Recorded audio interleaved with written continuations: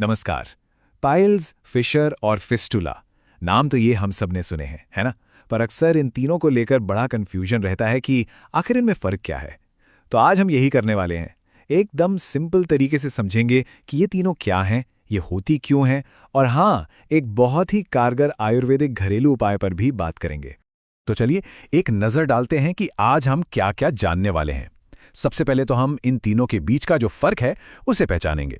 फिर ये देखेंगे कि इनके होने की असली वजह क्या है।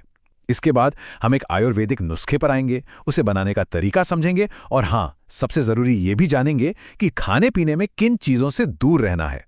तो चलिए शुरू करते हैं सबसे पहले और सबसे जरूरी काम से। वो है इन तीनों के बीच का फर्क समझना। क्योंकि देखिए, जब तक प्रॉब्लम सही से पता नहीं होगी, उसका सही इलाज कैसे होगा, है ना? तो ये समझना बहुत जरूरी है। अब देखिए, बात यह है कि ये तीनों परेशानियां होती तो शरीर के एक ही हिस्से में हैं, लेकिन जैसा कि यहां दिख रहा है, ये एक दूसरे से बिल्कुल अलग हैं।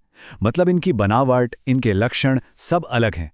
तो चलिए एक एक करके इन्हें समझते हैं ताकि कोई कंफ्यूजन ना रहे। तो सबसे पहले है फिस्टुला। ये क्या होता है? ये ना एक तरह का फोड़ा जैसा घाव है, जिसमें से मवाद या खून, मतलब पस या ब्लड निकलता रहता है। इसकी सबसे बड़ी पहचान ही रही है ये डिस्चार्ज। अच्छा, अब आते हैं फिशर पर। फिशर क्या है? ये असल में स्किन पर लगा एक कट है, एक चीरा समझ लीजिए।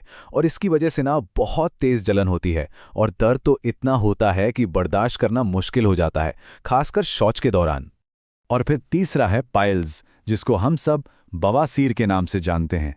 इसमें होता क्या है कि नसें सूज जाती हैं और मस्से या गांठ जैसी बन जाती हैं। ये मस्से अंदर भी हो सकते हैं और बाहर भी। तो अब ये साफ हो गया होगा, है ना, कि पिस्टुला, फिशर और पाइल्स ये तीनों बिल्कुल अलग-अलग चीजें हैं।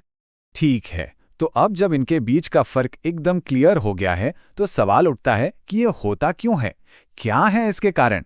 चलिए अब जरा इसकी जड़ तक चलते हैं और इसके कारणों को समझते हैं। तो हाँ, सवाल यही है, ये परेशानियां होती ही क्यों हैं?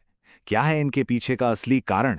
देखिए, इन तीनों की जो सबसे बड़ी और सबसे कॉमन वजह है ना, वो है कब्ज, यानी कॉन्स्टिपेशन। होता क्या है कि जब पेट ठीक से साफ नहीं होता, मल हार्ड हो जाता है, तो जाहिर है जोर लगाना पड़ता है। और बस इसी प्रेशर की वजह से या तो नसें सूज जाती हैं, जिसे हम पाइल्स कहते हैं, या फिर स्किन पर कट लग जाता है, जिसे फिशर कहते हैं।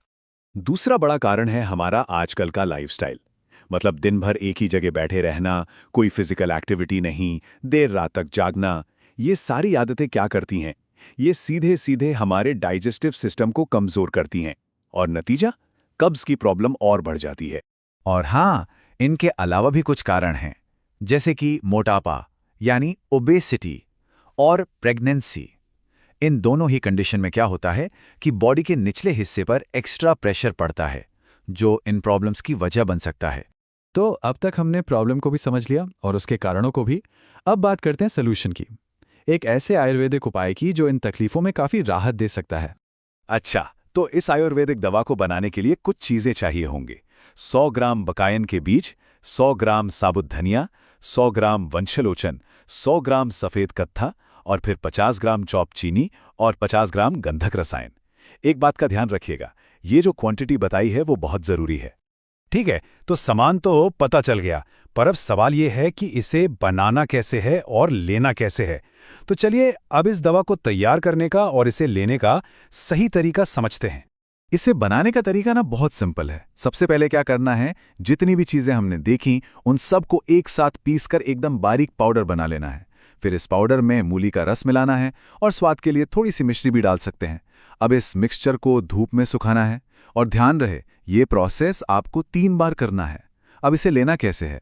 बस आधा चम्मच सुबह और आधा चम्मच शाम को, खाना खाने के करीब 1 घंटे पहले, पानी के साथ।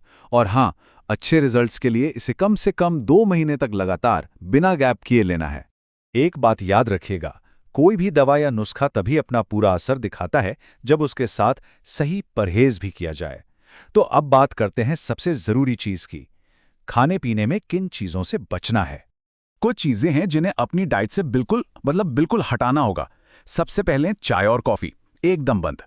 फिर लाल मिर्च या कोई भी बहुत तेज मसालेदार खाना, उससे भी दूरी बना लें।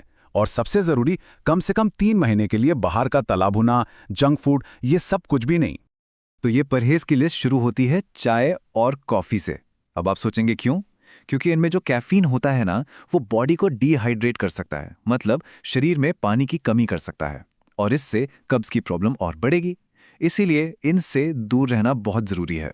फिर बारी आती है तीखे और मसालेदार खाने की, खासकर लाल मिर्च। देखिए, इस तरह का खाना शरीर के अंदर जो घाव हैं उनकी जलन को और बढ़ा सकता है और उनकी हीलिंग प्रोसेस को भी स्लो कर सकता है, तो इसे भी अवॉइड करना है। और जैसा मैंने पहले कहा, सबसे जरूरी परहेज, कम से कम 3 महीने तक बाहर का तला भुना और जंक फूड बिल्कुल नहीं। ये चीजें हमारे डाइजेशन पर बहुत ज्यादा लोड डालती हैं। यकीन मानिए, ये छोटा सा अनुशासन इस पूरे उपाय को कामयाब बनाने में सबसे बड़ा रोल प्ले करेगा। तो हमने इन तीनों परेशानियों के बीच का फर्क समझा, उनके कारण जाने और एक आयुर्वेदिक उपाय पर भी बात की। लेकिन ये सब बातें घूम फिरकर हमें एक ही सवाल पर ले आती हैं, एक हेल्दी लाइफस्टाइल अपनाना आखिर कितना जरूरी है? शायद असली और परमानेंट इलाज किसी दवा या नुस्खे में नहीं, बल्कि हमारी अपनी रोज की अच्छी आदतों में ही है। इस पर जरूर सोचिएगा।